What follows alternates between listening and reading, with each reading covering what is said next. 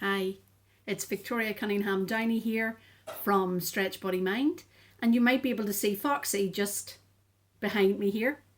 It's summertime, so what I wanted to talk to you about this week was one of my absolute favourite books in the world.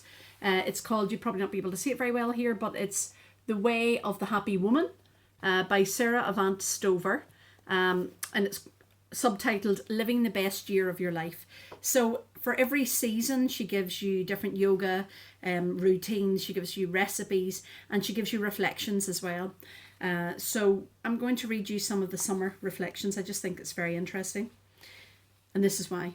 She says, by this time, halfway through the year, you've probably noticed how many different moods you've experienced. On some days, you felt like you were breathing fire, wanting to ignite anyone who got in your way. On others, you felt like you could do anything, that you were beautiful, and that life was on your side. And you've had days when your heart felt so heavy, you thought you'd never taste joy again. And around you go. Around and around we all go, through so many different seasons of our hearts and lives.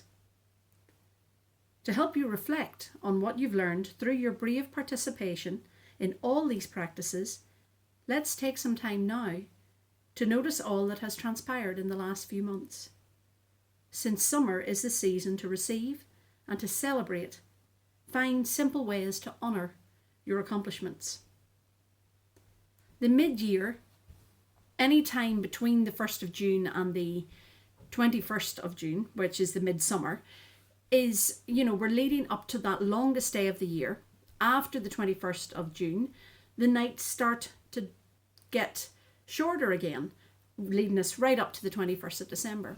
So when you're doing, for example, your New Year's resolutions, you really shouldn't do them on the 1st of January. You should do them on the 21st of December. And also, you should consider doing your New Year's resolutions for the 21st of June or for some time in and around this time. So that's what I'm going to be doing at the moment. I'm working on a brand new diary. Let me grab it and show you. It's massive. Well, you'll probably not be able to see it at all. It's really fancy. I treated myself. It's got these fancy edges and everything. It's called the Day Designer.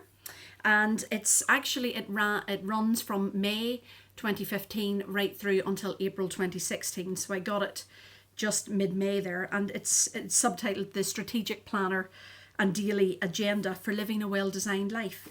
So what it does is it has things like, if you can see that, like a monthly scheduler, which is fantastic. I needed that. But my favourite thing about it is, let me see if I can find something that's of interest. I haven't written an awful lot. Every day has a page, apart from weekends. Weekends have two, Saturday and Sunday, two a weekend.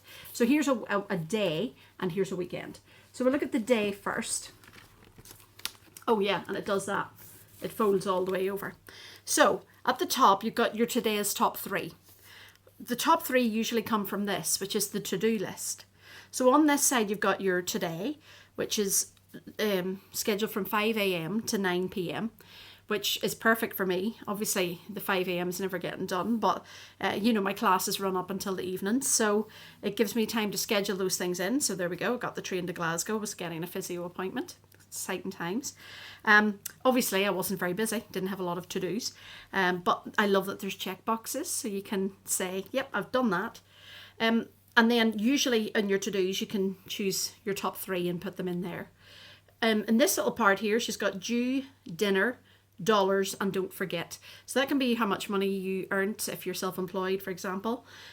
Due could be that you've a deadline for anything. It could be taxes due, it could be library books due back, whatever.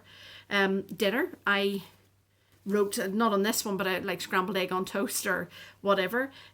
So that sort of helps to keep me honest if I'm having junk food or if I'm doing a bit more sugar free. And the don't forget. So if there's something that's really important that you have to remember, it's pretty good like that. There's also notes and then a daily gratitude at the very bottom. So what you're thankful for. I think I wrote in one of them, my mum. So that I was really grateful for Gwen because she's a wee dote. This one is this weekend. So it also has a little section at the bottom where you can plan the full week. So then I've now put it in. I use this so that I know when Chris is at work and when he's not. And that's really useful for me because we're sharing a car. So it helps me to know when I have a car or when I have to get the train. And that's just Saturday and Sunday. So you just get a schedule with that with 3 to-dos. It works quite nicely in terms of my training weekends because I want them on the same page anyway. And I can put all the different to-do things in. But what I love about it is that I think probably this monthly thing is my favorite thing at the moment, that I can schedule in what I'm doing for the month and I can just see it at a glance. And it's big and it's substantial and it's chunky and it makes me feel like grounded and organized and ready for the next 6 months, and not even just the next 6 months, but actually for the 6 months after that. This year has flown, and you know, I've been doing a lot of prep work and putting in a lot of miles and a lot of work and a lot of organization, and now it's summertime, so it's time to see the fruit of that.